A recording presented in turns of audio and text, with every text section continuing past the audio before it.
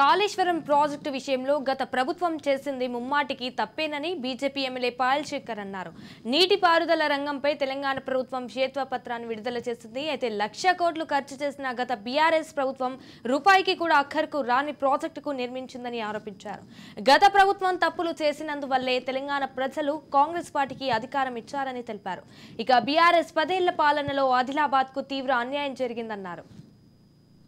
కానీ అటు నుంచి కానీ అదే పదాన్ని పదే పదే వాడే ప్రయత్నం చేస్తూ ఈ రెండు రాజకీయ పార్టీలు ఆ పదం ద్వారానే ప్రజల దృష్టిని ఆకర్షించాలని ప్రయత్నం చేస్తున్నాయేమో మాకైతే అర్థమైతలేదు.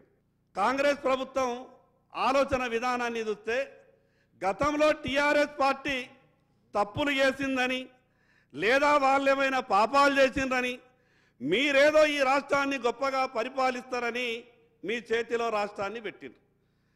మీ చేతిలో రాష్ట్రాన్ని పెట్టిన తర్వాత ఏం జరగాల? రాబో 5 సంవత్సరాలలో ఈ రాష్ట్రంలో ఎంత గొప్ప కార్యక్రమాలు చేస్తారో చర్చ జరగాల. లేదు పాత విషయాలు కూడా రావాలా. ఎందుకంటే టీఆర్ఎస్ పార్టీ చేసినటువంటి తప్పులు ఉన్నాయి.